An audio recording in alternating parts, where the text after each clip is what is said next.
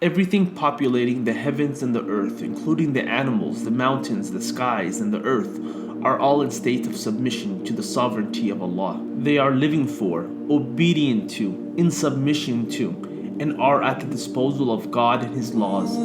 They all exist in state of Islam. Everything in nature functions according to fixed laws set forth by the Creator and cannot deviate from those laws. The sun knows its role. It knows the cycle of its rotation. It knows its role as the giver of light, heat, and energy on Earth. The Earth knows its rotation cycle around its own axis.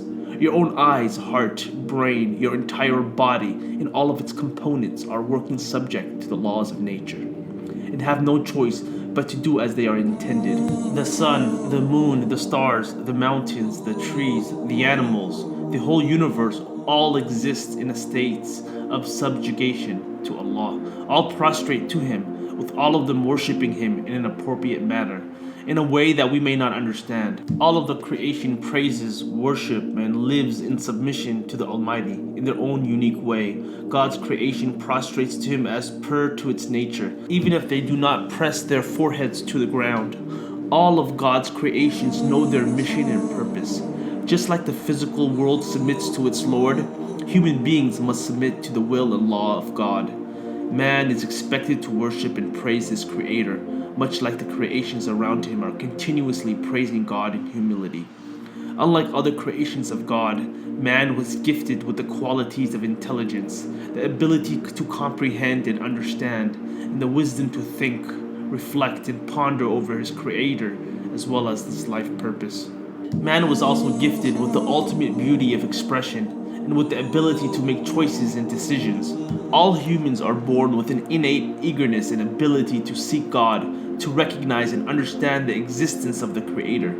Once many discover the truth, they hasten to submit to Allah, entering into a state of total submission. Islam fundamentally answers the questions that trouble the conscience of every human being. Why was I created?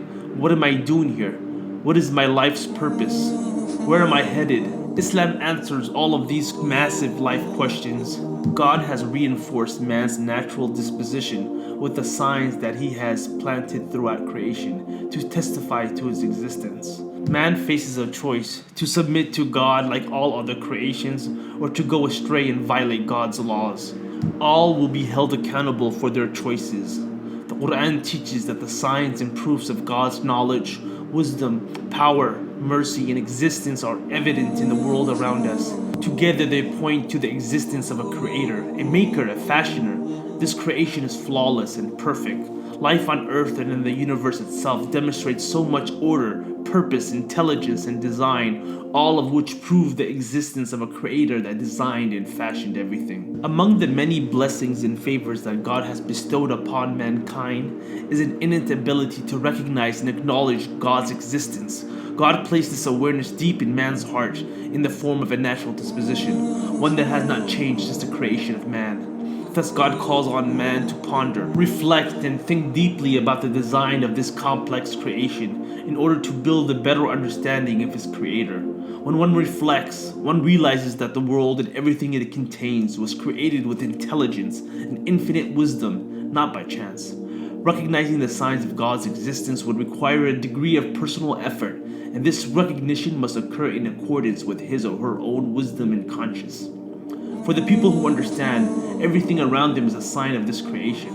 Pondering upon the intricacy and order of this magnificent creation would help one come to the conclusion that this glorious universe indeed had a wise creator who crafted, fashioned, molded everything. One would eventually perceive that the fact that the entire universe, including oneself and one's own body, is created by a superior power.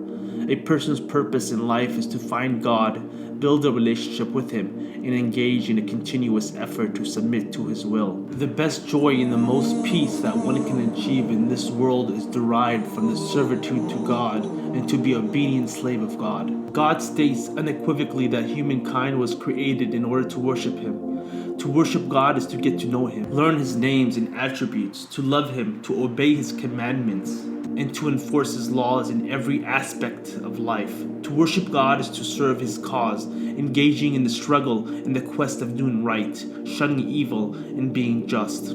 According to the Quran, following and obeying God's commandments and refraining from prohibited activities would make one's life easier and lighten one's burdens. God states that if you abide by His advice, then He will relieve the burdens of your life, rendering your existence much easier and more relaxed. You would find contentment in the heart. You would find more peace and harmony, not only within yourself, but with the things and people around you. God has given mankind a set of laws to follow so that one would have an easier and more enjoyable life. Each of God's commandments is given to promote one's own best interests. Anything that God makes impermissible is bad for the individual or for society. For example, alcohol is prohibited in Islam because of its dangers and evilness. A lot of studies and evidence demonstrate the effects and dangers of alcohol. Life in this world is a test for humankind. Everyone faces a separate and unique test. Some get tested through a life of poverty.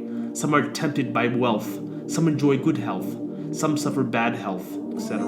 At times, the Almighty tests His creation with calamities and sometimes with blessings to show who will be thankful and who will be ungrateful, and to discover who will obey and disobey. Whereas the essential purpose for which humankind was created is embodied in the worship of God, the Almighty is not in need of human worship.